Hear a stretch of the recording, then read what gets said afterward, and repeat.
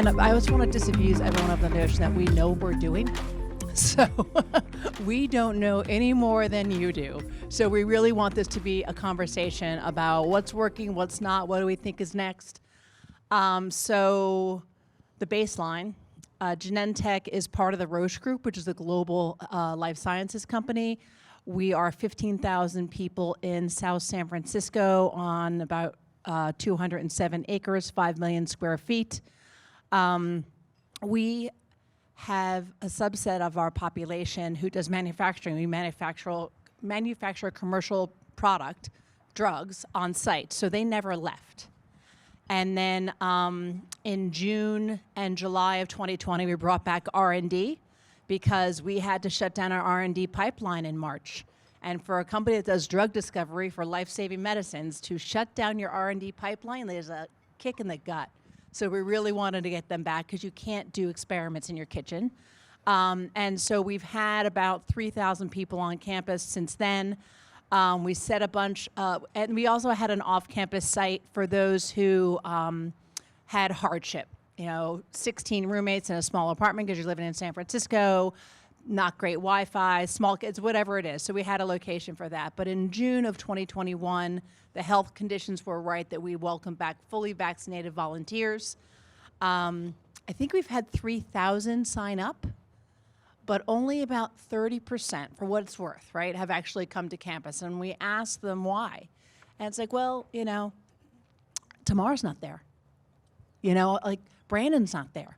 It's only good if the people I want to see are going to be there.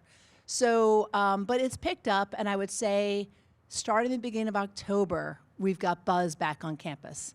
And in the beginning, we put them all in one building just to get the buzz, but we're starting to get there. But, like most people here, I think we have now a future of working arrangement, and there are some that people can choose to be 100% remote if their work allows it. So we're really clear on that we're leading with the work. All right, baseline, go. Okay. So Twilio has about 8,000 employees worldwide in about 25-ish countries. We closed down all of our offices in March of 2020. We started gradually reopening them in about June of this year. We had an outlier in our Singapore office just because of the Ministry of Health allowed us to earlier than that.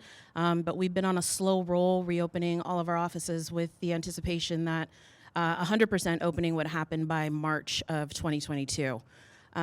We have embraced what we call an expansion of open work. We had about 20% of our company that was already fully remote prior to the pandemic. And so we've just kind of added some additional ways of working, technology, et cetera, to have a more hybrid experience, but one that is focused on how it is that we can use technology to bring people together rather than it just being, hey, you go to a Zoom, your colleagues happen to be in a different country, that we're actually putting some sort of process behind it and also some manager sort of tips in order to come together and bring their teams together. One of the biggest things that is a challenge for us right now is vaccinations across all of those countries. We are a company that does want to have fully vaccinated individuals as a part of coming back to the office. There are challenges that rise up because not every country is allowing us not only to collect that information, but to require people to be vaccinated or to have a PCR test. And so it's something that we're dealing with right now, but we're doing the best that we can at this point. As Sara was just saying, we don't have all of the answers, but we're working through it and evolving and trying to make decisions along the way as best we can and remaining flexible. All right. I'm with Zendesk, and in terms of baseline, we've got about 5,500 employees across the globe, 15 offices, footprints, plus or minus 500,000 square feet. And I would say that prior to the pandemic, we were very much an in-office corporation. Our remote population was less than 5%. And as we all went home, it's, unlike Genentech and unlike Sara, we don't do any manufacturing. Pretty much everybody could take their laptop home, and we all had Zoom and we all had Slack, and we just kind of kept working, right? And so it was like, oh, we can actually do this. Here we are being productive, and we don't even see each other. And so it really caused our senior leadership to try to rethink, like, oh, can we do this differently? And so when we go back, we'll go back in a much more distributed model. We'll be north of 30% fully remote. And for those of us that are still designated as in office, that doesn't mean the same thing that it meant before, right? It means 2 days a week at your manager's discretion. You could go 4 or 5 if you're somebody that really likes being in the office or you really like being around people, but you don't have to. And so we're just, I think, really thinking about what does that mean for the organization? How do we restructure ourselves? How do we restructure our events? One of the things we were talking about at the table over breakfast was just the idea of culture and employee engagement, and how do those things evolve and look different? How do we make our organization sticky in terms of loyalty? How do we communicate what our values are?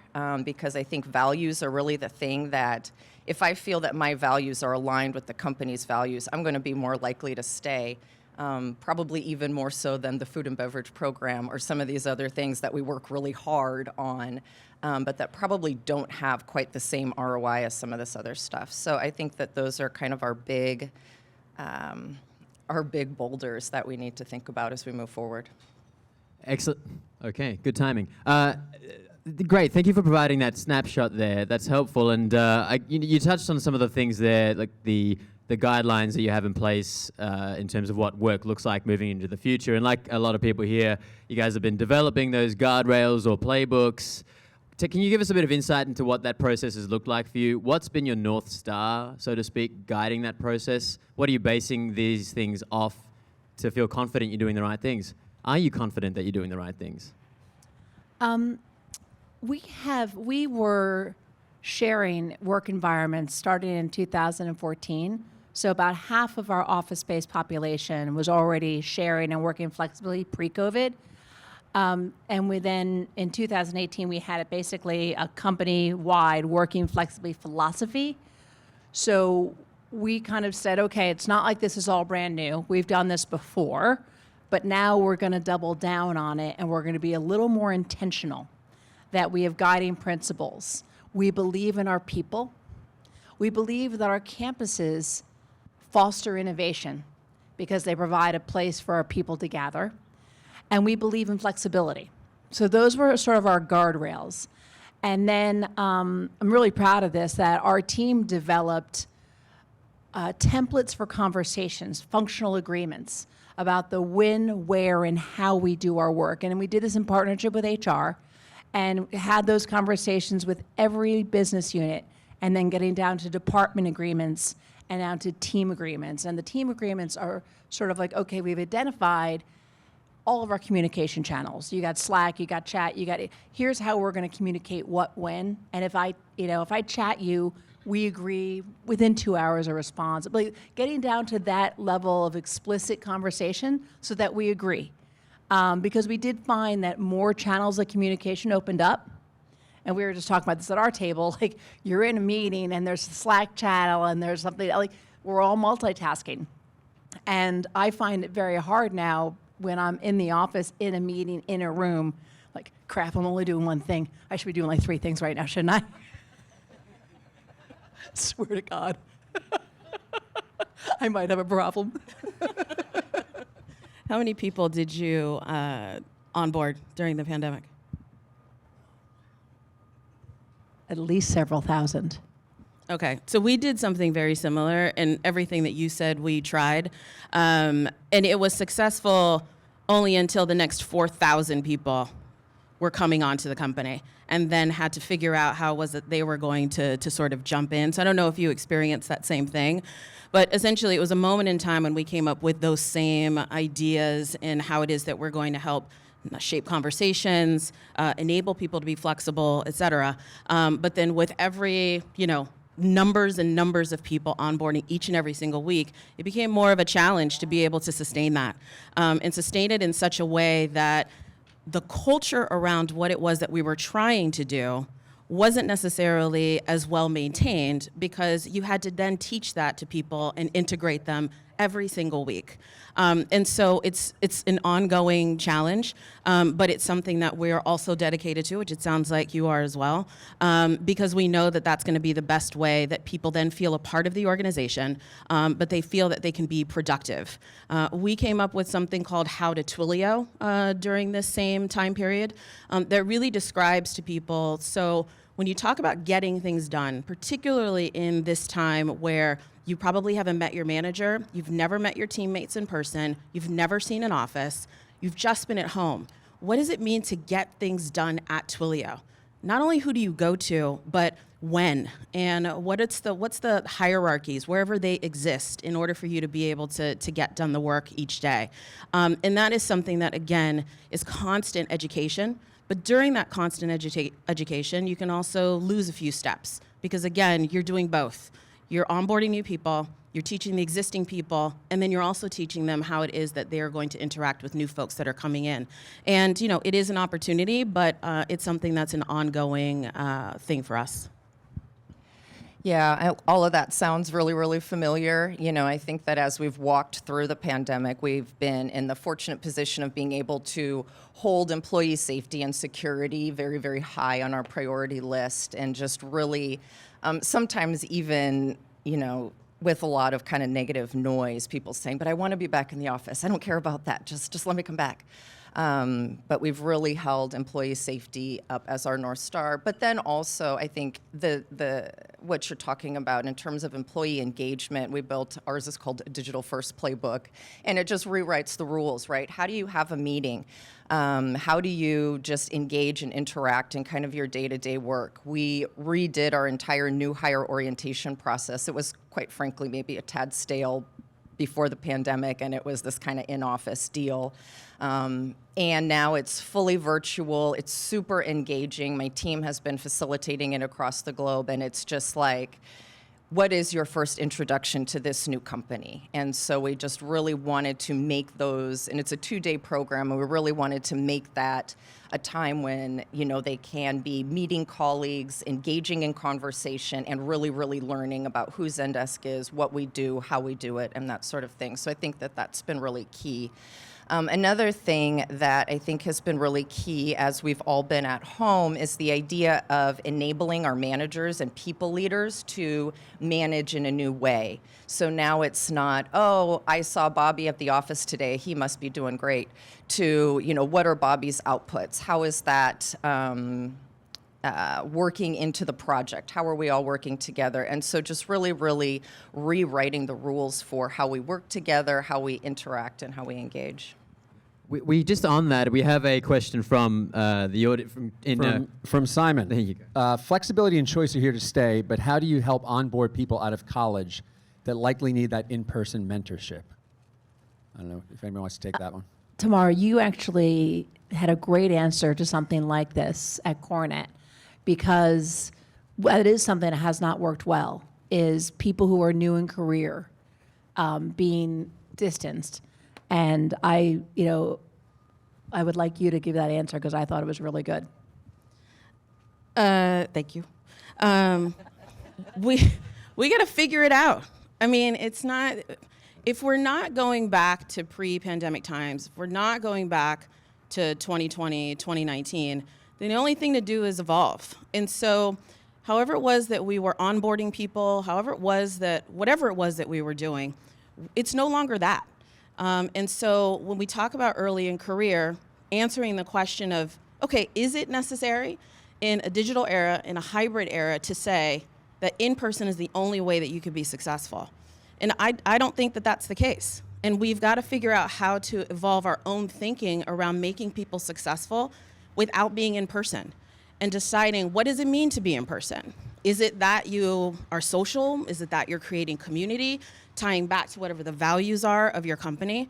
But onboarding for the sake of onboarding and saying that it has to be in person in order to set a person up for success is a failed, that's failed thinking. And so if we're going to move forward, if we're going to progress in work at all, it can't just be based in person, because we're not that anymore. And so what do we need to do to ensure that those people are going to be successful, to ensure that everybody is going to be successful? And the only way to do that is to think differently. Thank you. And what I really loved about Tamar's answer was, well, we can't just go back to what worked before. Let's take what we've learned now and go forward. So we've just started doing something within our group, which is we're talking about we do talent review. And we all bring up people who are kind of young in career, new in career, and then say, here's what they're interested in, here's where they're thinking about developing, and then other leaders volunteer to meet with them. And sometimes mentorships develop, sometimes they don't, but you just end up learning more about other parts of the organization. Things that there's something called G Pods, which is, I don't know, everything's G. I know we're not Google, but we had it first.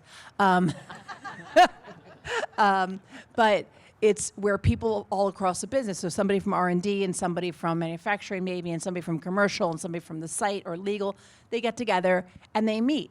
Well, that can happen just as well, virtually as it can in person. So I think, Simon, the answer is you have to be intentional and think about what does this person right out of college need? They may not know, so maybe you set them up shadowing, and shadowing can be virtual. So if you think, I think intentionality is really going to help us. And Sara, I just want to just ask you something sort of, following on, or just digging into what the employee response has been like to the things that you guys are all putting in place. Workers have got so much more flexibility now. There's such a focus on hybrid work and choice, and it's kind of this revolution in the way that we're able to work now. And like you said, Tamar, we can work virtually, but when you're setting up these guidelines, how do you toe that line between giving employees this choice and sort of still meeting your business outcomes? And I know you like to bill yourself, Sara, as saying, I've got a controversial line on this. Can you hit us with that controversial? At one point in time, I said to you I had a controversial point in view off the record. Oh, and okay. Every conversation you bring it up. I'm sorry, I did miss that. That seems key now in retrospect. I apologize, but Outed.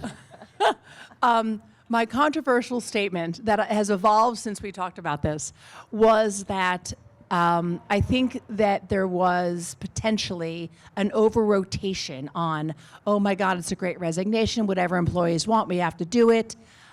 We have to, and I felt like we have to balance what the work needs, leading with the work. So I recently met a psychologist, Christine Bates, was that her name?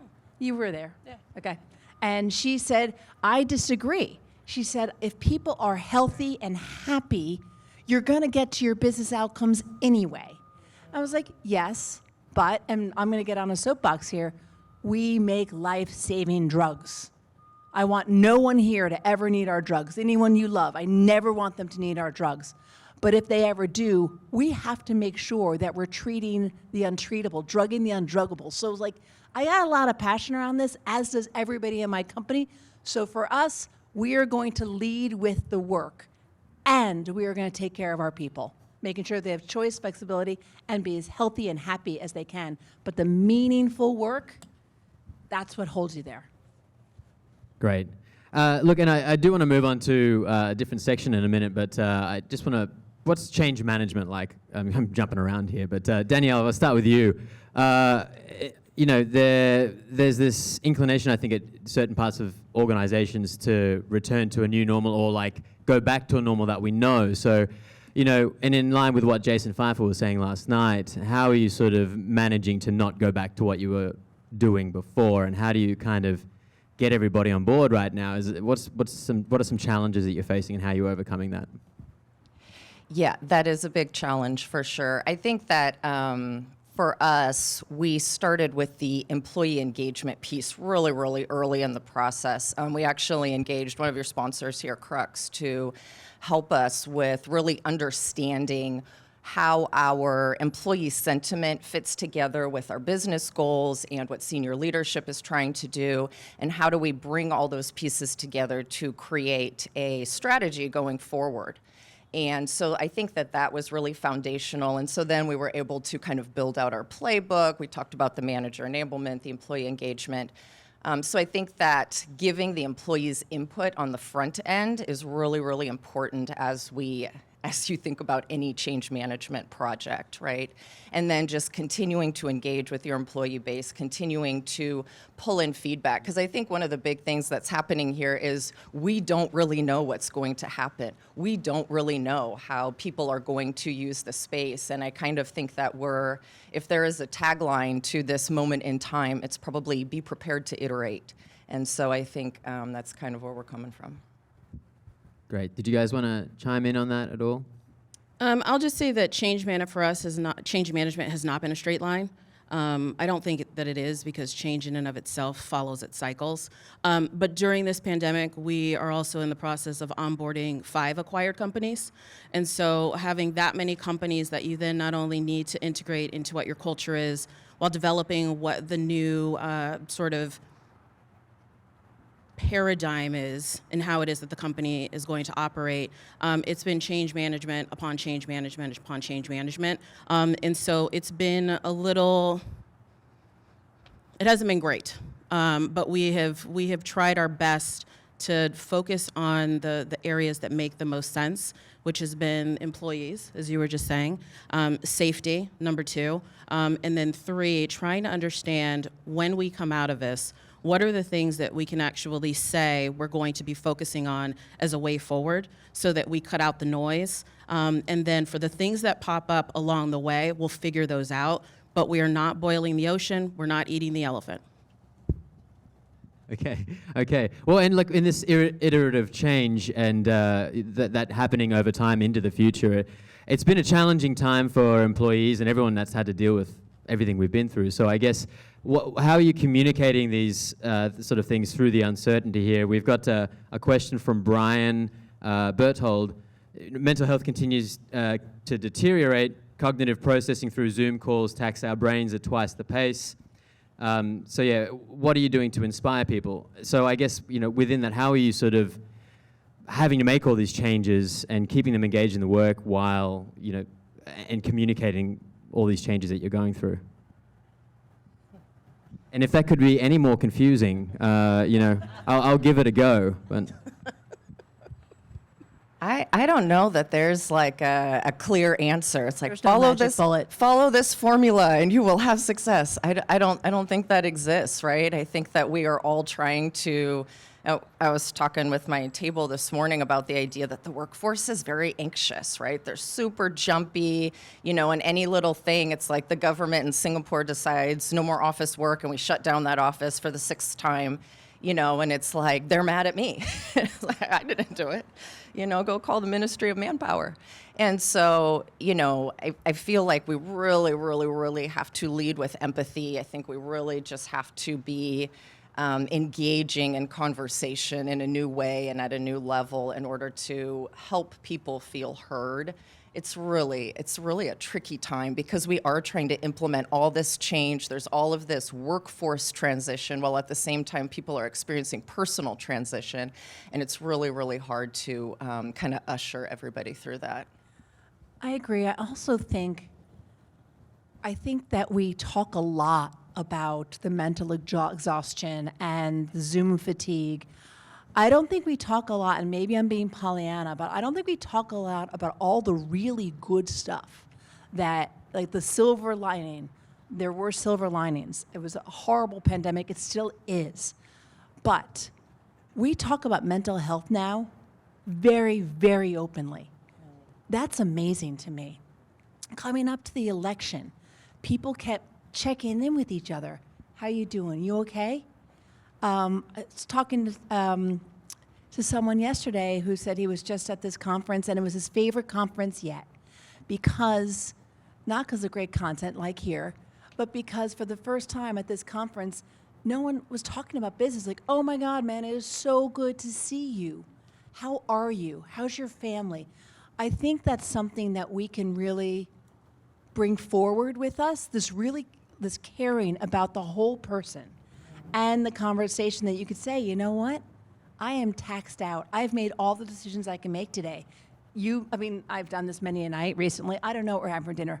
I'm out, you know. But I think that's for me. I think we all have to make individual decisions, and as leaders, we have to give our people the space to make decisions for themselves and empower them to communicate what their decisions are. But I think this conversation, this caring about the whole person, acknowledging that this is really tiring and we haven't figured it out yet, to me, that is the best way to kind of handle that exhaustion, is just caring about the whole person. We talk about not knowing what's next, and I feel a little bit like a broken record here, but I feel like we just have to be as kind as we can be to ourselves and to each other, and recognize that we're going to move forward. And when you stumble, I will help you back up, and when I stumble, you'll help me back up, and we'll figure it out. But as long as we are kind, I think that can be helpful. Yeah, I agree. And it's okay to be, you know, in my team meetings, I tell them more change is coming, you know, and this is an opportunity for us to be agile and to try to, like, you know, make it a positive thing. Like, you know, yes, I get it. We've gone through a lot, but don't give up. There's still more to go, and we can do this together, and I'm here and your manager's here, and, you know, we can keep going. And so, you know, it's getting good, guys. It's getting good. Both of what you all just said is I completely agree with. I also think that one manager being good at understanding how to look at the whole person is not another manager's capability. And what we end up with in our organizations is that we have folks that are good at it, who see their teams for where they are, they ask them how they're doing, they give them time off, they deprioritize. For every manager that does that, there is one or maybe more managers that are like, I need you to do your job. And so it has to start from the top, not just with the acknowledgement that you were talking about. At the company level, acknowledging that your people are burnt out is super, super important, because it means that you're listening, and it means that you're taking stock of what's happening to the folks that are doing the work to make you successful. Underneath all of that is also the need to make sure that there are programs, to make sure that there are opportunities for people to do something with what's going on with them in their mental health. And so whether that is a Bravely or a coaching or whatever it is, that the multiple prongs are at the company level, at the manager and leader level, that enables the individual then to be able to make decisions that are important to them for their life, not just for work, but for their own personal life. And that is fully supported throughout the organization. If that does not happen, then mental health will continue to be an issue that goes untreated. And untreated and unabated, as you know, being in life sciences, is a recipe for ill health. And I have seen it, as probably many people on this fine morning have seen it, where there have been people at our organizations that have literally broken down and can't do it anymore. And they're off for 6 weeks or more, or they leave the company. And it's because that the care that they wish they had gotten wasn't there, because we hadn't yet evolved our processes, our ways of thinking, and our way of talking about it in such a way that they felt supported.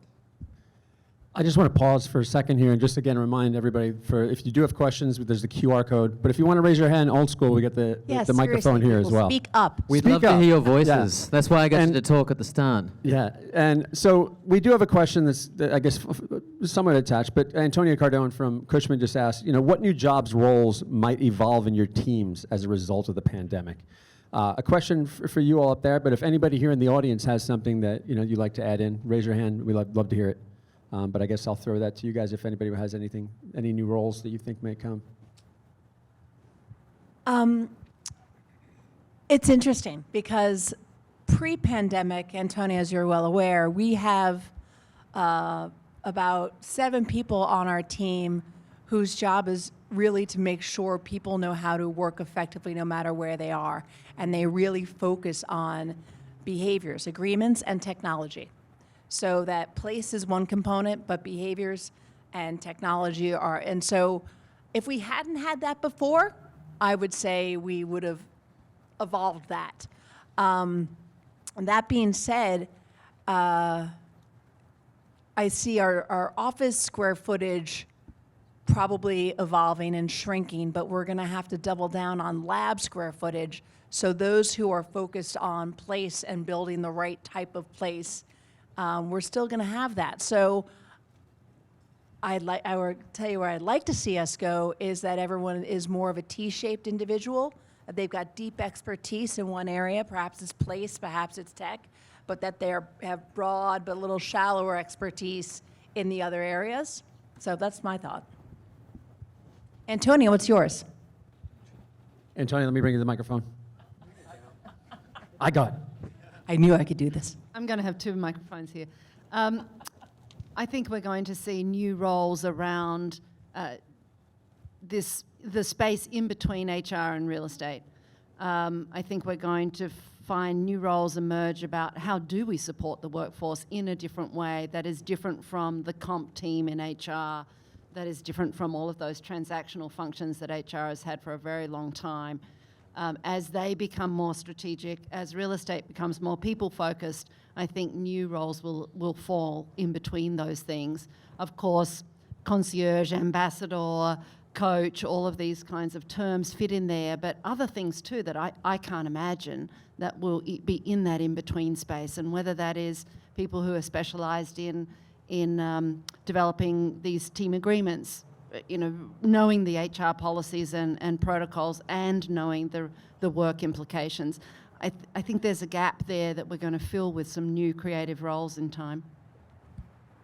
I'll just add, I feel like before the pandemic, the remote workforce was kind of a largely forgotten workforce that nobody really thought much about. It was like, oh yeah, there is somebody on the Zoom call that we can't see in the room. But now there's going to be a much higher focus, kind of to your point, Antonia, about how are we engaging the whole workforce? How are we engaging people when they're not physically in the office? And I think that for many companies, there's also a question around kind of location strategy and a much more distributed workforce. We got 25 people in this city and 50 people in that city. How are we making our decisions around real estate? What does it look like to say, okay, now we need to lease a space in XYZ city, right? And how are those guidelines or parameters being written so that we know, okay, the trigger has been hit. Now we're going to open an office over here and get support staff and that whole thing. So I think there's some location strategy pieces. I think there's some employee engagement pieces. Great. Look, I just want to shift gears a little now and focus more on the physical space and what the role of physical space is going to be moving forward. There's a lot of broad terminology being thrown around right now as we try and you guys kind of figure everything out. But there's this idea that physical space will be the collaborative center, and it's going to be more collaborative. And I want to know what that actually looks like. How you're thinking about evolving space to become more like that. How do you stop teams from just booking a conference room for a whole day and then siloing themselves in there to talk about something? So how are you going to open up the space and actually do make it more collaborative? So they go in a room and they stay there all day. That's not a bad thing. They've missed each other. And I think early on we're like, oh yeah, when everybody comes back, we're just going to have collaborative space. But then we've learned, that we're going to need to have focus areas as well.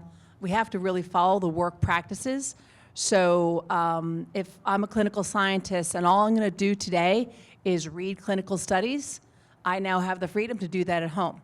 But if I need to read clinical studies and meet with some colleagues, I need some place to do that on campus as well as meet with my colleagues. So I think we're still going to have a mix of spaces.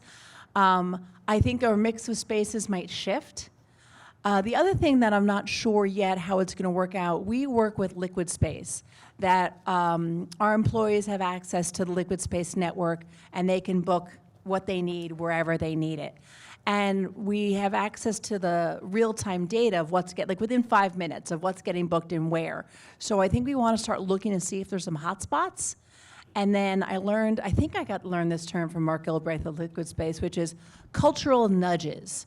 So if we see some hotspots emerging, do we reach out to those employees and say, hey, listen, we see that you've been using this location in Palm Springs.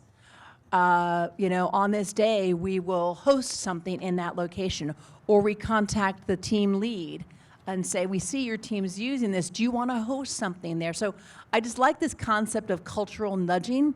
Don't know what it looks like yet, but it's something I think we want to evolve a little bit. And we're already talking about how we culturally nudge back on campus. Do we have concerts? Do we have, we have a week once every year called Genentech Gives Back Week, where all week you volunteer for organizations around the Bay Area and elsewhere. And do we make Gives Back Week the week that everybody comes to campus, like people who don't live nearby anymore? So just trying to think through the connection part of it as well as the work part of it. Yeah, that's exactly what we're doing. I think inside of our offices, we're doing what's called dynamic spaces, which Alan Lau, if you haven't had a chance to do a one-on-one with him, he's the head of design and construction for Twilio, and he's at WorkSpaces for this week, and can talk to you a little bit more about it. But dynamic spaces is really our opportunity to flex and add agility to our workspaces inside of our offices in a way that really flips the script on the ratio between heads down space and space that is really meant for people to come together, and that does not include conference rooms, even though conference rooms are always going to be built, but it's really those interstitial and in-between spaces where we're focusing a lot of attention. And in addition to that, trying to figure out, similar to what you're talking about in terms of the use of liquid space, is where there is a concentration of people, even if they don't report into the same team, report to the same manager, whatever it is, but want to get together, how we're going to enable that, where it is that they are. And that is going to be the creation of some sort of on-demand system. And not sure, which provider it is that we will use, or whether or not we'll do it in some other way, but trying to figure out how it is that we get people together when they want to get together ad hoc, in addition to our spaces, is really going to be the future of how it is that we continue to bridge folks getting together and not having to come to the office. We're also having conversations about campus as a destination of choice. So you absolutely have flexibility to work from anywhere, but we'd like you to choose to come to the campus. And how do we start to bring some of the conveniences that you had from work from home to the campus? I mean, people who use our childcare, obviously they're coming to campus because they get the childcare there. Great. But when you are working from home, you can prep dinner at lunch. You can do a load of laundry. You can do all these things. Or I run up between Zoom calls and go hug my kids when they're going to school from home. But what do we do on campus? Do we have sort of like a meal prep, like a sunbasket thing that you can pick up when you leave the office? So we already had the dry cleaning and stuff like that. But being sort of thoughtful about what were all these conveniences about working from home? Can we make it a little more convenient, on campus? And we offer things that you don't get at home. We're talking about opening up a bar on campus, or a bar restaurant on campus. I've been trying, I swear to God, for years. My best bar is at my house. Yeah, but I'm really social. So anyway, but trying to really think about campus as a destination of choice, so that when you come, it's worth it. You're happy you made the trip. You don't have to do it often. Some groups are talking about you only really need to come in once a month. That's fine. But when you come, let's make it worth your time. Yeah, it's the value proposition. Why should people care to come to the office? If you haven't figured that out, which I don't think any of us have figured it out, but you actually have to market that. You've got to advertise to your employees why the office is worth it. Otherwise, they will consider it as a choice up against all of the other choices. There's got to be something that if you want them to come back for whatever that reason is, explain to them and get them on board as to why it's valuable for them to actually do that. Because they have seen over the past almost 2 years that they can get their work done without coming to the office. So there's got to be an overwhelming reason as to why they should want to come back. What's that reason? No idea. So you. Hang on a minute. Do I need a mic? Yeah. Yeah. Thank you. Yes, a question.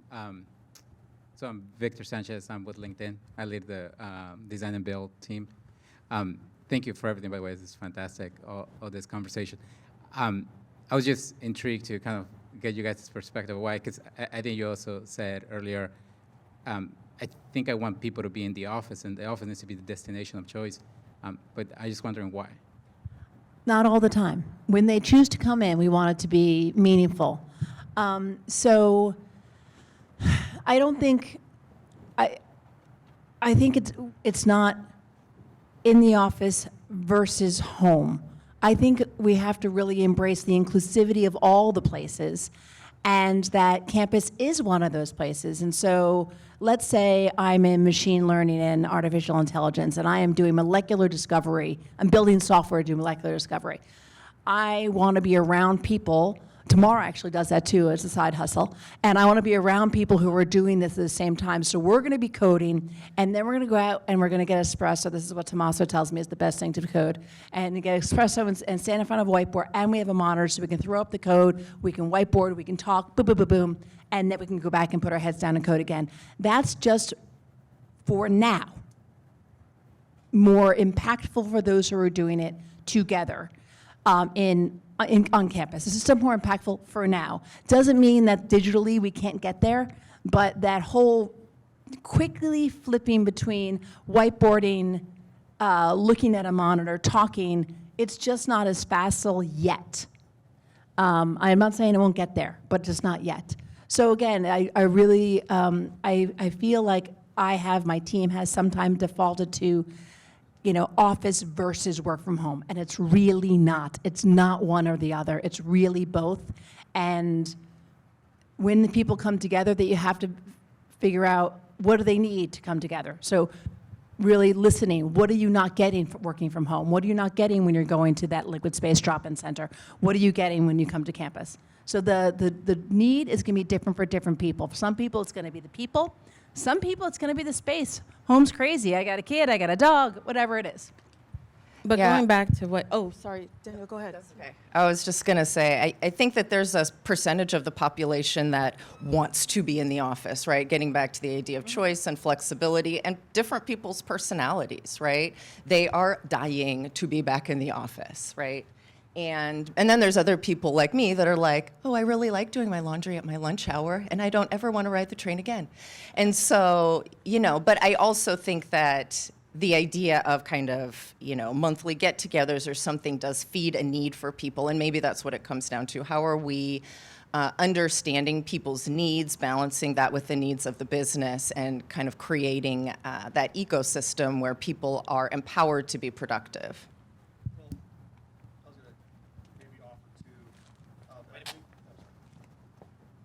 Mike Bulow at State Farm, which is not anything, I get it, but I think something that you said really resonates in what we're doing. It isn't so much even about what you get by coming to the office, it's what others around get from you.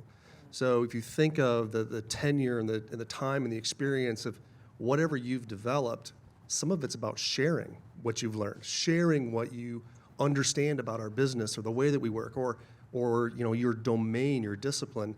And leaning into that a little bit actually has helped us quite a bit, get that conversation going. Because you're right, you can do your work from wherever.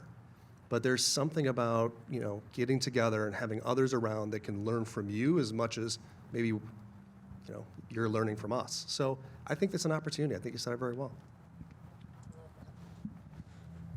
I love that.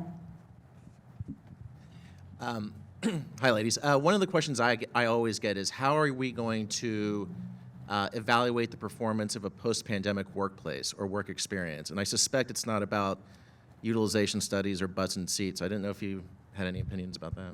Attend Brandon's discussion tomorrow about the metrics of the new workplace. I teed that up for you, Sarah. Output. I mean, I think it's somebody like a company that you wouldn't think had this years ago, results-oriented workplace. Does anybody remember who it was? I feel like it was like Best Buy. What? Best Buy. Okay.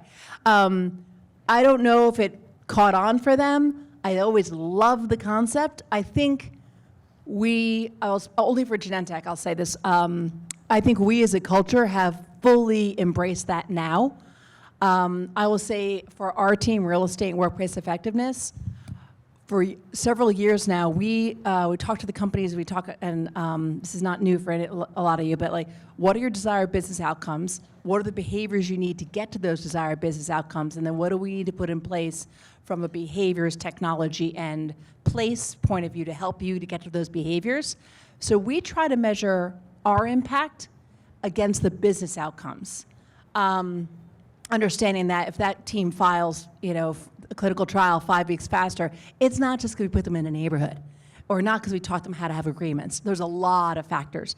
So I think the one thing that I sort of was underlined for me recently is we're going to throw out all the old benchmarking other than historical value and have to establish a new baseline. But and have a little bit more meaningful dialogue with the business around, are you getting there? How are you guys defining success? Is it speed to FDA approval? What's your definition? Yeah, for sure. A lot of question marks in this space, right? Does it matter now how many people are coming into the office? What is our office capacity in a city where I have 200 people and I have 70 desks and 60% open collab? When do I know when I need more real estate? I think are all kind of big question marks that a lot of us have. And, we're all having conversations about sensor tech or, utilization. I mean, I think those things are still important, right? And then you need to overlay some engagement, output, and just really start to try to piece together the whole picture as much as you can. But yeah, big question marks there. Yeah. We actually have, just talking on technology and how we're sort of gathering that question from Lauren Olson at Snapchat. I heard Genentech has been agile for a few years now and uses sensor technology. Can you tell us more about how that's going and also for anyone else? Yeah. Sure. So we put in sensors a number of years ago, and here's one big lesson learned. In my head, the minute those sensors went in, I was going to be able to understand how the space was getting used. You have to commission the sensors. We had to teach the sensors to distinguish between stuff and people on a desk, because when you have a shared environment, if I leave my stuff on the desk, nobody else is going to sit there. So we had a client group was like, we can never find seats. And we were able to say, okay, well, your space is utilized 72% of the time, but of that 72%, 33% of the time, it's just stuff, not people. So if you guys change your behaviors and pick up after yourselves, you'll get more capacity. So the sensors have been very helpful then. During COVID, we were actually able to flip the sensors to help us with social distancing, so we could see hotspots. So we could see if there was a room capacity of 1 social distancing and we saw more than one person in there, we could ping a leader and be not so much tattling, we saw a conference room that could safely hold 7 socially distant, routinely had 12 to 15. Well, we found out that it was a shift change in manufacturing. We're like, okay, great, let's just find you another space to do it. So the sensor technology has been really helpful, but it's only one data source. And so moving forward, we're going to be looking at sensors, badges, Wi-Fi. And the Wi-Fi I'm excited about because how are people actually moving throughout campus? I think that'll be kind of interesting, especially as teams come to campus purposefully to be together. Are they actually staying together? Are they moving around? So I think that'll be pretty interesting. And sensors are right now only in our shared environments and conference room and traditional spaces, so we don't have sensors in our labs, we don't have, and can somebody please invent something that can not just do a motion sensor or a light sensor, but also a utilization sensor? Why do I have to have 16 things in every damn room? Excellent. Look, I'm so sorry about this, but we're out of time. Look, we talked far too much. Seriously, you guys owe us some. We tried. I'm sorry. We tried. No, look. An hour's gone by, and I guess we've solved all our problems. Look, I mean, this was really just a chance to get this conversation started. And look, I just want to thank Sara, Tamar, and Danielle for offering your voices to really start people thinking about this throughout the next 2 days. So let's give them a round of applause.